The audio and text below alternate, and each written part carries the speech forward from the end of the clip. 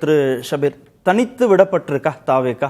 காங்கிரஸ் திமுக கிட்ட தன்னுடைய பேர வலிமையை அதிகரித்துக் கொள்வதற்காக தாவேகாவை பயன்படுத்தி கொண்டது. குறைந்தபட்ச லாபம் கிடைச்சிருக்கு. இதுல கடைசி வரைக்கும் எந்த லாபமும் இல்லாம இருக்கிறது தாவேகாவா?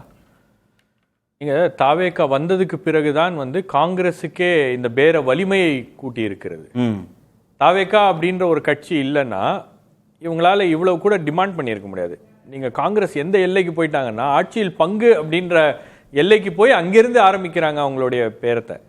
அப்போ தாவேகாவுடைய வருகை அப்படின்றது தான் காங்கிரஸுக்கு இந்த இந்த டாபிக் ஓபன் பண்றதுக்கான ஒரு வாய்ப்பை இயல்பா 25ல இருந்து பேச்சுவார்த்தையை தொடங்கி 1-2 கூட கொடுங்கன்னாவே சுமூகமா 28ல முடிஞ்சிருக்காதான் என்ன? முடிஞ்சிருக்கும். ஆனா அவங்களுடைய எதிர்பார்ப்பு அப்படின்றது 45 இல்லையா? கடைசியா அவங்க எதிர்பார்த்தது 41. ஆனால் திமுக கூட்டணியில் அதற்கு வாய்ப்பில்லை அப்படின்னு சொல்லிட்டாங்க. நீங்க கடந்த வாரம் பாத்தீங்கன்னா இந்த கூட்டணி மறுபடியும் ஏற்படுமா இல்லையா அப்படின்ற சந்தேகம் திமுக தலைவர்களுக்கே இருந்துச்சு. போனா போட்டும் அப்படின்ற முடிவுல தான் திமுக தலைமையும் இருந்துச்சு. நீங்க அதுக்கப்புறம் தான் தேமுதிக உள்ள கொண்டு வந்துட்டாங்க, ஓபிஎஸ் உள்ள கொண்டு வந்துட்டாங்க. அப்போ காங்கிரஸ் உடைய எக்ஸிட் அப்படின்ற ஒரு விஷயத்த அதற்கு என்ன பண்ணணுமோ அதை அந்த கிரவுண்ட்ஸை திமுக தயார் பண்ண ஆரம்பிச்சிருச்சு. அப்ப திமுக உடைய மனநிலை இதுதான், take it or leave it, take it or leave it அப்படின்னு. நீங்க take it or leave it அப்படின்றது திமுக உடைய தலைவராக இருக்கக்கூடிய திரு மு.க. ஸ்டாலின் அவர்கள் சொன்னா கூட பரவாயில்ல. RS பாரதி ஒரு ஆங்கில நாளேட்டுல சொல்றாரு take it or leave it அப்படின்னு.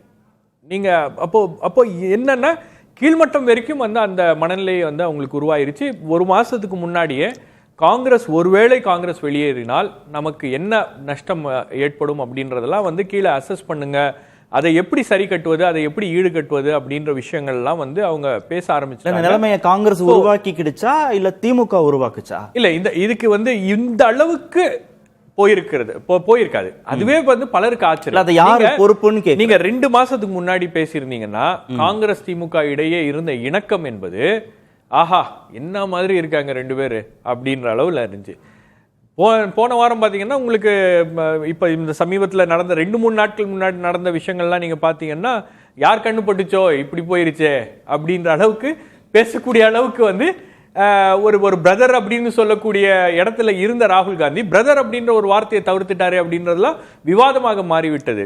அப்ப இது எல்லாமே உங்களுக்கு இந்த அளவுக்கு போனதுக்கு 2 தரப்பு யாரு அக்கௌண்டபிலிட்டி ஃபிக்ஸ் பண்ணல, 2 தரப்பினரும் காரணம். ஒரு பக்கம் உங்களுக்கு காங்கிரஸ் அதிகமான சீட்ஸை அவங்க கேட்கறாங்க, அது நியாயப்படி அவங்களுடைய அவங்க கேட்கறாங்க. ஏன்னா அது அவங்களுடைய லெஜிட்டிமேட் ரைட் அப்படின்னு கூட சொல்லலாம். நம்ம ஒரு கட்சி அதிகமான இடங்களை கேட்க கூடாது, நீங்க சொல்ற இடத்துல சைன் போட்டு போங்க அப்படின்ற அளவுல தான் அவங்களை டீல் பண்ணுவோம் அப்படின்றல. பட் திமுக கொஞ்சம் அகாமடேட்டிவா இருந்துச்சு.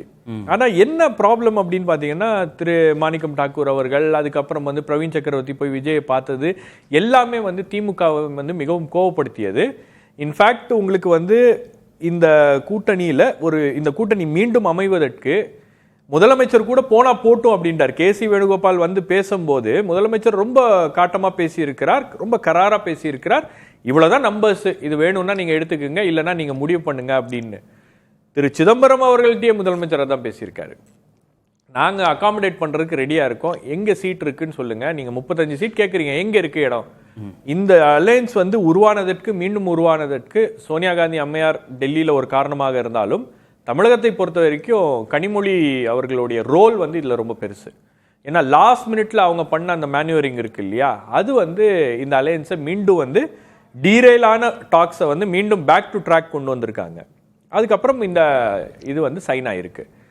இதுல அம்மையார் கனிமொழியுடைய ரோல் நீங்க ரொம்ப முக்கியமா கவனிக்க வேண்டியது. ஏன்னா உங்களுக்கு ஒரு பக்கம் சிதம்பரம் வந்தாரு, பேசினாரு, இது பண்ணா கூட மீண்டும் முதலமைச்சர்கிட்ட இந்த விஷயத்தை மறுபடியும் ஓபன் பண்ணி பேசுறதுக்கும் மறுபடியும் ஏதோ ஒரு இடத்துல ஒரு நம்பர்ஸுக்கு முதலமைச்சரை கமிட் பண்ண வைக்கிறதுக்கும், அதுவும் 25 அப்படின்ற இடத்துல இருந்து அவர் இறங்கல, 26 அப்படின்னு பேசியிருக்காரு. நீங்க திரு பி சிதம்பரம் அவர்கள் போய் பேசினதுக்கு பிறகு கூட இது சரியாயிரும்னு எக்ஸ்பெக்ட் பண்ணாங்க. பட் அதுக்கப்புறமும் ஒரு இழுபறி இருந்துச்சு. இன்னைக்கு காலையில மத்தியானம் வரைக்கும் அந்த இழுபறி இருந்துச்சு. அதுக்கப்புறம் நம்பர்ஸ் ஃபைனல் ஆன உடனே இவங்களுடைய ரோல் அப்படின்றது ஒரு மிகப்பெரிய இடத்துல இந்த கூட்டணி அமைவதற்கு அவங்க ஒர்க் பண்ணியிருக்காங்க. ஸோ இது ஒரு கலெக்டிவ் எஃபர்ட்டா தான் இருக்கு. ஆனா இந்த கூட்டணி எந்த இடத்துலயும் இந்த கூட்டணி உடைந்தால் இதுக்கு யார் பொறுப்பு அப்படின்றது ஒன்று இருக்கு. ரெண்டாவது இந்த கூட்டணி உடைந்தால் இதுல இருந்து யாருக்கு லாபம் அப்படின்றது ஒண்ணு இருக்கு. அப்ப தாவேகா எந்த இடத்துலயும் லாபம் அடைந்து விடக்கூடாது அப்படின்றதுதான் வந்து திமுகவுடைய நோக்கமாக இருக்கிறது. ஏன்னா தாவேகா காங்கிரஸ் கூட்டணி அமைந்தால் இல்ல காங்கிரஸோட நோக்கம் அதுவா தான் இருந்திருக்கா? காங்கிரஸோட நோக்கம் வந்து காங்கிரஸ் வந்து தாவேகாவை சீரியஸா பார்க்க ஆரம்பிச்சிட்டாங்க. உங்களுக்கு அது வந்து நீங்க சோனியா காந்தி அவர்களுக்கு இந்த கூட்டணியை உடைக்க வேண்டாம் அப்படின்ற ஒரு எண்ணம் இருக்கலாம். ஆனால் ராகுல் காந்திக்கு அந்த எண்ணம்லாம் இல்ல. இப்ப கூட ராகுல் காந்தி ப்ளீஸ் ப்ரொசீட் அப்படின்னு தான் சொல்லியிருக்காரு. அவருக்கு முழுமையா இதுல உடன்பாடு இருக்கிறதா இல்லையா அப்படின்றதே ஒரு கேள்விக்குறியாக தான் இருக்கிறது. பட் ஏதோ ஒரு இடத்துல கனிமொழி அவர்கள் மற்றவங்க எல்லாம் வந்து கொஞ்சம் இதை புஷ் பண்ணி அத அந்த கூட்டணியை இன்டாக்டா வச்சிருக்காங்க. அதான் வந்து இது எவ்வளவு நாள் நீடிக்கும், இது தேர்தல்ல எப்படி ஒரு தாக்கத்தை ஏற்படுத்தும், மறுபடியும் இந்த கூட்டணியில வந்து முன்னெப்போதும் இல்லாத அளவுக்கு ஒரு விதமான ஒரு அசாதாரண சூழல் அப்படின்றது கீழே வரைக்கும் போயிருச்சு. மறுபடியும் அதை எப்படி ஜெல்லாகி எப்படி அவங்க ஒர்க் பண்ண போறாங்க, இதனால் திமுகவுக்கு லாபம் இருக்கலாம், ஆனால் காங்கிரஸ்க்கு என்ன லாபம் என்ன நட்டம் அப்படின்றதெல்லாம் ரிசல்ட்ஸ்க்கு அப்புறம் தான் நம்ம பார்க்கலாம்.